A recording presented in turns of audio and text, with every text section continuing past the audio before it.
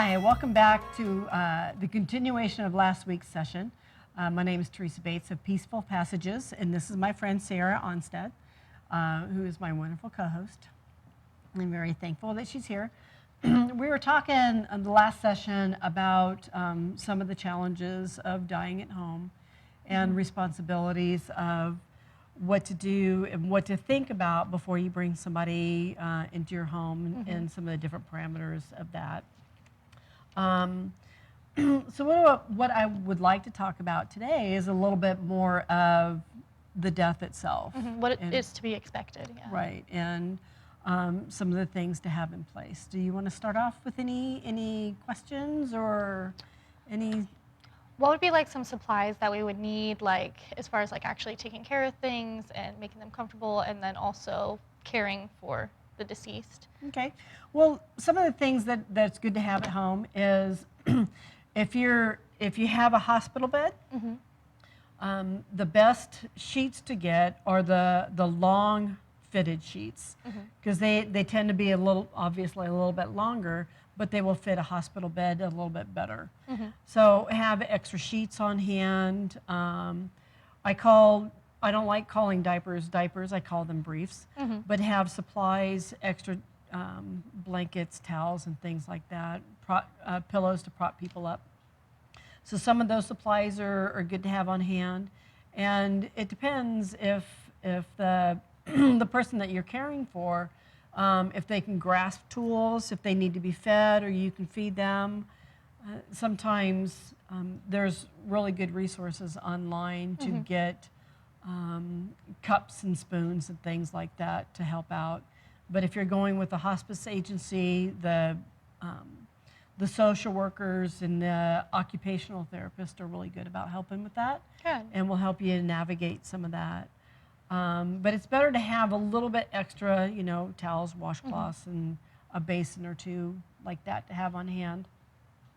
But it's also when you're caring for somebody at home, like we were talking about last week, it is very important to have a couple people not on standby, but as a resource to be able to... Available if you need the help. Right. So before a death occurs, and when you're building up the people that you're having at home and different supplies and things, one of the things that I like to share with people is for them to have some kind of a phone list. That is helpful. A contact list of medical power of attorneys, doctors' numbers and things like that. But also, if and when a death occurs, you want to have the phone list pretty much available, not like at the bedside, but close by. Available and a few people to know where it's at. So if somebody is at home, legally and technically, if you have what they call a DNR, that has to be somewhat visible either around the bed or in the room. Maybe elaborate what is a DNR. Right. Yeah. So, thank you. So the DNR is a do not resuscitate, and there's an OO DNR. It's called out of the hospital DNR. And that means if you're to have a heart attack, your heart stops beating, you stop breathing, things like that, then the ambulance is not called, 911 is not called. So there's no chest compressions, there's no resuscitation. Right. And sometimes people, because things happen, we get scared, and if there's an event like that were to happen, then you would call the hospice company and they would send out a nurse, or they would give you specific instructions. And having that piece of paper, they usually would request it by the bedside, either taped on the door, or another place that they will generally have that information is on the side of a refrigerator. Easy access. Right, easy access. Invisible. That's where the 911 staff would be on the outside of the refrigerator. Because if 911 is called, because maybe... They need to know what's going on. Right, maybe the main caregivers are gone and they don't necessarily have been going over the protocol. Something were to happen, they called 911. then they would come out, and if they don't see that paper, they Then would they'll do go. resuscitation. They would do chest compressions and things like that. So if that piece of paper is close by, then even though you would call them out, they would not go through That the protocol. life-saving measures. But the other list to have handy would be the people that you call. So when the death occurs, who do you want notified? You're going to have maybe 5 people, generally not 10, but depends on the family, Yeah. depends on the dynamics. And I'm not saying there's a perfect number. Oh, no, yeah. But It's to whoever you're have, comfortable but to who you have, want to know. right, to have the number where it's easily accessible, so when that death occurs, you don't have to think, You don't have to go oh my search gosh, for it, right, yeah, who am and I waste going to time. call? I know I need to call this person, I need to call this person, oh my gosh, I forgot this person. And then time goes, and then the people that you were supposed to call, you Didn't forgot get to call. notified, yeah. Right. So to have that piece of paper close by. It's very useful. You do if they're on hospice or they're on home health or they're just at home under a doctor's care, when the death occurs, that's who you want to call first. Gotcha. Is you want to call the medical staff, your hospice staff, to notify them of the death. Because if they're on hospice, then the nurse would come out and would pronounce. Yeah. And then they would make other phone calls. What is the like time frame as far as like you have someone at home and they pass away? Like, do you have to call someone immediately, or can you like wait a moment and like say your goodbyes, or like what's the protocol and what's the timing of that? Right. What does that look like? Right. Well, a lot of times, it really, it sometimes depends on the particular death, Situation, yeah. right, of where they're at, because most of the deaths that happen at home are general transitions where it's an easy passing. There's not a lot of trauma around. Yeah. Some of the ones are more difficult. If they're more difficult, then the hospice nurses, they know they're going to guide you through all of that process. But they would tend to be a little bit closer by. Yeah. But once you know that they pass away, you can call hospice. But generally, it's going to take anywhere from 1 to 3 hours for that nurse to come out to pronounce. But once somebody does pass away, take a few minutes and just breathe, relax, embrace the moment, because that's your loved one. And I know it's going to be sad to see them go. There's going to be a sense of relief. The emotions that we go through at that particular point is so varied. Oh yeah. Because if it's traumatic or it's been a long term, Yeah. you're relieved, but then the guilt takes over and go, well, I'm sad that they are, but oh my gosh, the burden is gone. So there's those emotions. A lot of emotions, yeah. But at that particular point, just embrace the moment. And also not being afraid of the deceased body too. Like feel free, like, hold them, love on them, and like, Right. be there. Like they're not this scary thing, and it's not going to hurt you too. Right. Also feel that the Right. ability to be able to do that. Right, because it's a very loving and touching transition is to holding the hand of your loved one. It's the majority of the time, if it's an expected death, it's a very smooth transition. Yeah. The majority of time, and just to be with them, to Yeah. hold their hand, Don't be afraid. Yeah. and just to take that moment, because that moment is not to sound cliche. It's a once in a lifetime thing. It will never happen again. And to be able to embrace that moment, because at the point of death, there's no longer any need to rush. Exactly. It's not an emergency. Right. Yeah. And you can call hospice, and when you call the other family members, there's so many different religious traditions and things like that. Sometimes the family's around, sometimes it's not, sometimes they're close by. Each death is definitely a lot different. For sure. So with those things in consideration, but even when the hospice nurse does come out and pronounce, you still don't have to immediately Have them whisked away. right. So as far as with that, what kind of a people should we expect to be coming into the home to be taking care of that process? Like who is coming in, like what needs to happen, like what's going to be going on? Well, are you with what you're asking? Are you talking about after the death or right before the death Both. occurs? Yes. Well, generally, because I'm like was saying in one of the other episodes, I'm heavy on hospice. That's where most of my experience is at, is hospice. But you don't have to have a hospice community True. to lean on, or a company to lean on. But generally, you're going to have some staff, the caregiver, and those that want to be there will be there. Yeah. And you can tell when people transition, and we'll talk about that topic in a few minutes. But because there's a lot of people that don't want to be there at the time that they want to come after. But when the death does occur, generally the only person, if they're on hospice, the only person that would come out would be the hospice nurse. And she'll come out and she'll pronounce.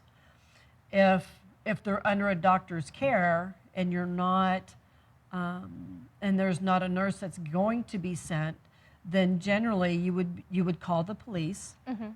And sometimes people are nervous about calling police, but you can explain to them is my loved one was under a doctor's care and they passed away due to this particular illness. So at that particular point, they will still send fire and ambulance to come out, and they would pronounce at that point.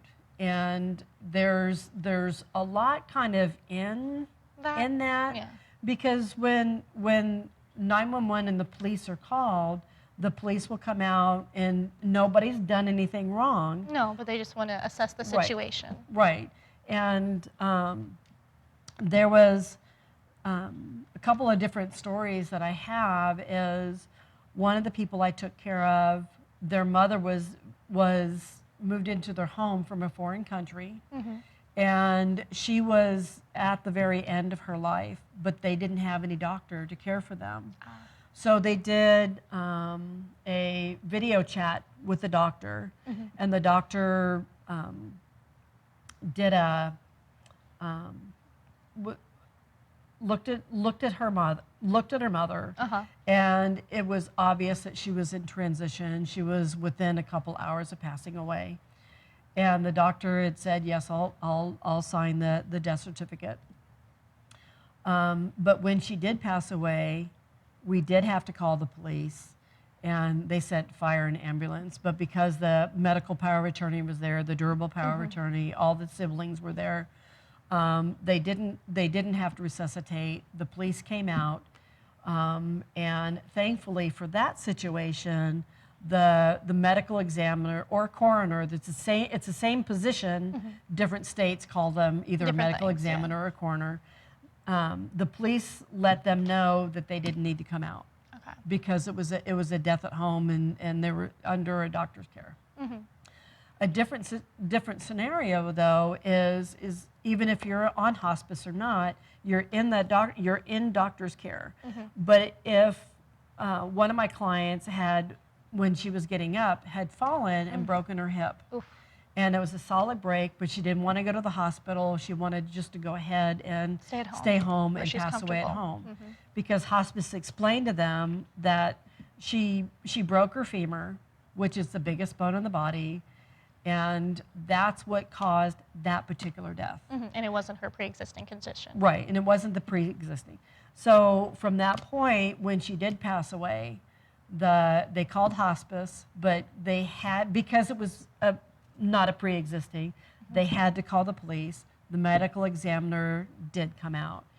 And I wanted to spend a little bit of time on this particular subject because when a medical examiner is called, a lot of them are very respectful, and they will let you know when they're coming in. They'll stand at the front, most of them will stand at the front door and explain, I'm the medical examiner. Did everybody say goodbye and kiss their loved one and make their goodbyes?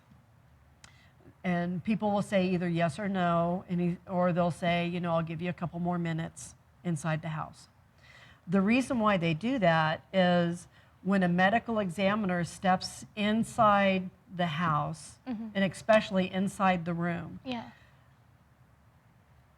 and it's a death, still a hospice care death, that now becomes a crime scene because the medical examiner has to treat each death exactly the same. Exactly.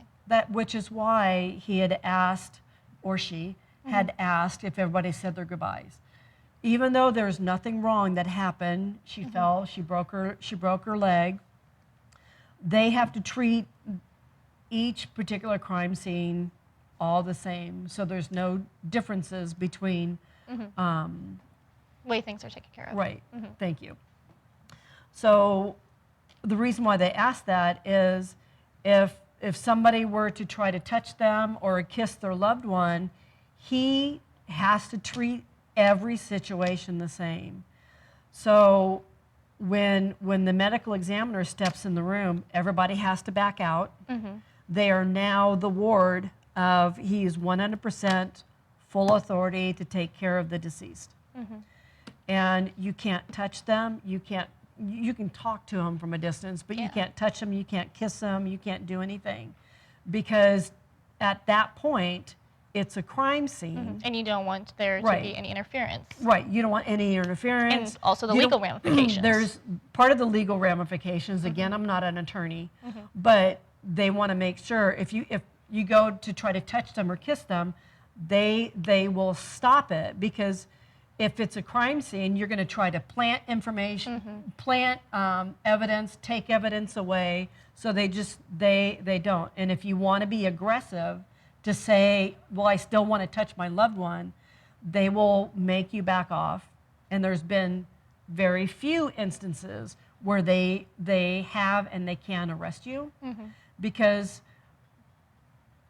in that instance, it's a crime scene. Even though you didn't do anything wrong, they treat each time they go out to a place of death all the same. Yeah. So don't be surprised if that happens. And it's really good to know. Right. Yeah, because you might do it accidentally and you had no idea. Right. Yeah. Right. So they'll give people, most of the time we'll give people a heads up, unless they're really, really busy and you live in a busy town. There's different kinds of scenarios.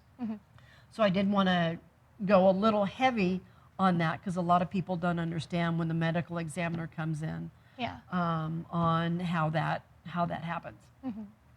So, but going back to the list of having specific people to call, you want to call your specific family members. If there's a lot of people that you need to call, then designate somebody specific. To when be I the make that phone call, part. you make a phone tree to have them do that. But also, if you choose to have the protocols, which we were talking about, the Tahara, the Shmira, things like that, and if you want the burial to happen rapidly within 24 hours. And you have a lot of people to contact and get everything organized. Right. So you would call your chaplain, or you call your rabbi, or whoever it may be. and your congregational leader. Then they would call somebody like me. It's like, okay, we need the Tahara team, we need this and this, so that we can have systems in place. So that being said, I don't want to spend too much other time on that, because my time is going quickly. But when right before the death actually occurs, there's a transition with most illnesses when people are slowly declining. What does that actually look like in the physical? Well, a lot of people, there's loss of energy, they sleep a whole lot, and they tend to not want to eat or drink. And for us, for caregivers, it gets uncomfortable, because we want them to eat, we want them to keep moving. But it's not about sustaining life, it's about their comfort level. Right, and the body knows what the body needs. And if they start slowing down on eating and drinking, We shouldn't force it. right, and which that's a normal transition. And from that particular point, a lot of times when they start sleeping and they sleep a lot, they might just go from that to going active. And active is a term that hospice uses where when the death is usually within 3 days, Wow. Okay. generally within 3 days. They're sleeping all the time. Sometimes there's hallucinations. They'll be staring at a fixed object in space. Or they'll be talking to loved ones that have preceded them in death. And It's where the veil's really thin between the two realms. Yeah. Right. So I lost my mom when I was 21. Wow. So I can see if that was me, you know, at close to death. I can see where my mom could be standing in the room, and we'd be looking around. You know, there's nobody here, but that person sees them, and don't fight and don't argue. It's like, wow, you know, just knowing that that time is coming really close. Yeah. Yeah, very, very close. But when death is very imminent, generally what you will see is there'll be very little activity. They won't be drinking any water. You can take the sponge and sponge out the mouth, so that way there's liquid there. They still need their brief still does need changed. Keep them clean, keep them comfortable. Yeah. And comfortable. A lot of times when hospice does start using morphine, it's not for pain, it's for breathing. Because the breathing would tend to be more labored. A lot of people will hear about the rattle, where it sounds, the death rattle, and it sounds horrible. Yeah. But it's the liquid that's in their lungs, and it doesn't hurt, it just sounds horrible. Sometimes, without going into a lot of detail, sometimes the breath will have a little bit of a different odor, and that it just smells different. Yeah. And that's their body just starting to decline. So you'll have that. There's also a process when they get really, really close. That's called their breathing sometimes, not always, will change what is called chain stoking. Okay, what does that And sound that like? means when the people will breathe, they'll be like, It's an irregular pattern. and it's almost like their breathing's on a roller coaster. So they'll breathe heavy, and they'll breathe hard and heavy, and then it'll stop and it'll slow down. And there'll be a pause of 2, 3, 4, 5, 10, 15, 20, 30 seconds. And then they'll start breathing again slowly, then pick up, and then it'll start dropping off.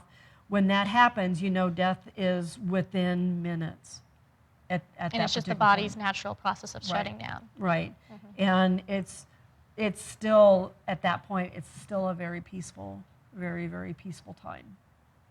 And one of the short story that I was going to read, but I'll go ahead and tell the story. It was interesting. One of my hospice clients that I had, she was contracted, which means all of her hands were up here. She was in the fetal position, where her arms were everything was just all tight. Yeah. And the day that I saw her, the last day that I saw her, the beauty is she was relaxed. And we were able to straighten out her legs, straighten out her arms. We gave her final bath and got her nice and beautiful looking. Got her dressed. Got her dressed, put pictures of her family members on the bedside table beside her, sang to her. And about 15 minutes later, she passed away. And right after that, her granddaughter had come into the room and had mentioned that she was there while she was still alive, and then she knew we came in and cleaned her up, and then afterwards we went in and gave our condolences, but she blessed us because we took that time to be able to sit with her and get her cleaned up. And that was such a blessing to the family members that was there. Those kind of things can be done in the home. Those kind of things can be done either at the hospital or at the convalescent home. It's not only an at-home thing, but when death does happen, take the time, breathe, reflect on the life, reflect on the love. You can kiss them. There's not a lot of don't believe what the media and movies show you. That the body is like disgusting, Right. or it's going to hurt you, or it's going to cause disease. Right. It's not. And it's very peaceful. Mhm. And when a lot of people hear about rigor mortis, that happens. The stiffness happens a couple hours later. You have time. Mhm. You have the time. So take that time, be still, love on them, and talk with the people, and just embrace the time that you have, because that loved one made so much of an impact in your life, Mhm. and you don't want to pass that time too quickly. And you can take time to call the funeral home. You can take 1, 2, 3, 4, 5 hours. Mhm. Talk to the hospice about that. If you want that longer period of time, there are things to be able to do in that time frame, and we'll talk about that on another episode. But to be able to have the close family to be able to come and say goodbye It's a before beautiful they're thing. before they're whisked away into a funeral home. And it's your last opportunity to see them. So yes, you Yeah. want that time to release and say goodbye. Yeah. Yep. And being in the place that they've lived the last of their lives. Mhm. And if you're a family that takes videos and takes pictures, clean them up first. Mhm. And And there's nothing wrong or weird about Right. it. Just and take the pictures. still your family And- member. Right. And I've had a lot of people lately that have, whenever anybody comes to visit, Mhm. they take pictures. Give me your hand. They'll have pictures of their hands like this. Mhm. So that way, it's the last thing that they have between them and their loved one. Exactly. And that's a beautiful testament of the life and the care that you gave to the loved one. Exactly. And I've even seen it done with mothers who've had miscarriages in later stages, where they'll have black and white photos taken of their baby, because that's the only picture they're going to have of that child. Right. And right. it's amazing and beautiful, and it's a good way to keep the memory alive of this person that they never really got to meet. Right. But that's still a person, and they're recognizing it. Right. And I want to talk about those kind of deaths on one of our next sessions. But the time now is, this session went really fast. So we come to a close for another session. Thank you all for joining Sarah and myself in Peaceful Passages. And we will see you again next week. Take care. God bless.